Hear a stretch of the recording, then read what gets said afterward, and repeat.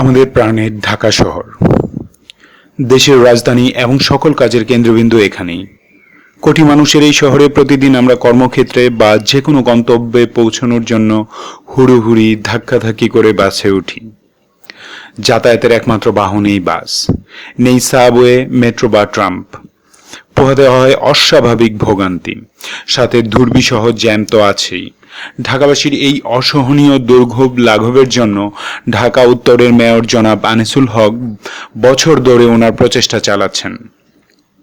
এই অচলাবস্থা দূর করতে কর্তৃপক্ষ আর চাইনিজ ব্যবসায়ীগণ মিলে 4000 পরিবেশ বান্ধব ইলেকট্রিক বাস চালু করার একটি প্রজেক্ট হাতে নিয়েছে। বিস্তারিত জানবার আগে প্লিজ ডিফেন্স আপডেট বাংলাদেশ চ্যানেলটি সাবস্ক্রাইব করে আমাদের সহায়তা করুন। All China federation of industry and commerce ACFIC এর একদল ব্যবসায়ী federation of Bangladesh chambers of commerce and industries বা FBCCI এর সভাপতি আব্দুল মাতলুব আহমদের সাথে সংগঠনের মতিঝিল অফিসে এক দ্বিপাক্ষিক বৈঠকে বাংলাদেশে ব্যাপক বিনিয়োগের ব্যাপারে আলোচনা করে। এই মিটিংয়েই উঠে আসে ঢাকায় ট্রান্সপোর্ট ব্যবসায় চাইনিজ কোম্পানি চায়না সাংহাই টেকনোলজির 4000 ইলেকট্রিক বাস নামানোর ব্যাপারটি। ACFICর এক্সিকিউটিভ ভাইস চেয়ারম্যান কুয়ান ঝেজু প্রতিনিধি দলের নেতৃত্ব দেন। এই মিটিংয়ে বাংলাদেশের চাইনিজ অ্যাম্বাসেডর মিস্টার মা মিং চিয়াংও উপস্থিত ছিলেন। ACFIC অফিসিয়াল হুয়া লি বলেন, প্রাথমিকভাবে পরীক্ষামূলকভাবে অল্প সংখ্যক বাস রাস্তায় নামানো হবে। যদি পাইলট প্রজেক্টটি সফল হয় তাহলে একবারে 4000 বাস প্যাকেজে নামবে ঢাকার রাস্তায়। চায়না বাংলাদেশের যোগাযোগ খাতের উন্নয়নে এই প্রজেক্টকে পরীক্ষামূলকভাবে নিয়েছে। এতে শুধু চাইনিজ ব্যবসায়ীগণই নয়, বাংলাদেশি পরিবহন ব্যবসায়ীগণকেও তাদের পার্টনার হিসেবে দেখতে চায় চায়না। এতে দুপক্ষেরই লাভ হবে। এখন প্রশ্ন হলো, পরস্পর অসুস্থ প্রতিযোগিতায় লিপ্ত ঢাকার পরিবহন ব্যবসায়ীরা কি এতে লাভ দেখবে, বা সরকারি বা এ থেকে কিভাবে আরো বেশি সুবিধা আদায় করতে পারে? চলুন একটু দেখি। প্রথমত, সরকার অটোমোবাইল ক্ষেত্রকে পুনরুজ্জীবিত করার জন্য চাইনিজদেরকে এক্ষেত্রে সহযোগিতা করার জন্য আহ্বান জানাতে পারে। সরকারি মালিকানাধীন দুটি অটোমোবাইল ইন্ডাস্ট্রি প্রায় কর্মহীন পড়ে আছে। একটি চট্টগ্রামের প্রগতি ইন্ডাস্ট্রিজ, যেটি গত 90-এর দশকেও পাজেরো 90 মডেল সহ বেশ কিছু মডেলের ভারী যানবাহন অ্যাসেম্বল করত। আরেকটি টঙ্গীর অ্যাটলাস মোটরস, এটিও হালকা ও মাঝারি যানবাহন প্রস্তুতে পরিপূর্ণভাবে সক্ষম। 60 থেকে 70% বাস এখানে অ্যাসেম্বল করা যেতে পারে। এতে করে আমাদের দেশীয় অটোমোবাইল ইন্ডাস্ট্রি প্রাণ পাবে এবং কমার্শিয়াল অফসেটের মাধ্যমে খরচের বড় একটা অংশ দেশেই থেকে যাবে। প্রযুক্তিগতভাবেও বাংলাদেশ লাভবান হবে। দ্বিতীয়ত, যেহেতু প্রজেক্টটি সরাসরি ঢাকার মেয়রদের তত্ত্বাবধানে ঢাকা কালার কোডের ট্রান্সপোর্ট স্কিমের আওতায় হচ্ছে, সেহেতু সত্যিকারেই ঢাকাবাসীর পরিবহন ব্যবসায়ীদের হাতে নাকাল হওয়া থেকে এটি একটু হলেও বাঁচাবে।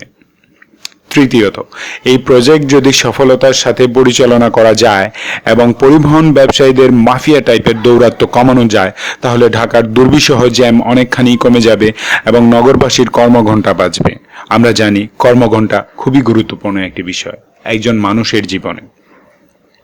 মানুষ চাকরি বা মূল ব্যবসার বাইরেও অনেকটা সময় ব্যয় করতে পারবে, যা থেকে পার্শিয়ালি বা আংশিক কিছু আয়ও হবে তার। মানে জীবনমানের কিছুটা হলেও উন্নতি হবে, যেহেতু জ্যাম কমে যাওয়ায় অর্থ সময় উভয়ই সেভ হবে।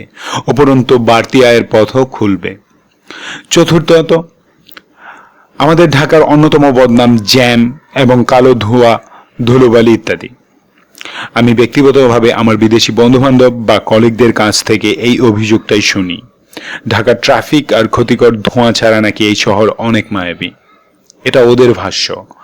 অযাচিত ট্রাফিক রাস্তায় কালো ধোঁয়া, ধুলো উৎপন্ন করে। নির্দিষ্ট রুটে যথাযথভাবে পরিবেশ বান্ধবী ইলেকট্রিক বাস ঢাকার বাতাসে সীসার পরিমাণ কমিয়ে আনবে খুব দ্রুত। এই কালো ধোঁয়ার জন্য নাগরিকদের প্রতি বছর শ্বাসনালী সংক্রান্ত অসুখের কারণে সামগ্রিকভাবে 20 থেকে 25 কোটি টাকার চিকিৎসা খরচ হয়ে থাকে। আর এতে সবচেয়ে বেশি আক্রান্ত হয় বৃদ্ধ আর শিশুরা। সার্বিকভাবে শেষ একটি পয়েন্ট আমি বলবো এই জন্য যে, এই প্রজেক্ট যদি সফল হয় তাহলে ঢাকায় অচিরেই একটি সুষ্ঠু পরিবহন ব্যবস্থা গড়ে উঠবে, যেখানে থাকবে না পরিবহন শ্রমিকদের সাথে কোনো বাদানুবাদ, হবে না কোনো ভদ্র মানুষের সম্মানহানি। আমাদের টাকা পকেটে পুরে পরিবহন ব্যবসায়ীরাও পারবে না আমাদেরকে জিম্মি করে তাদের ব্যাংক ব্যালেন্স বৃদ্ধি করতে। সুন্দর পরিবহন ব্যবস্থা একটি দেশের সমৃদ্ধির অন্যতম প্রধান নিয়ামকগুলোর একটি।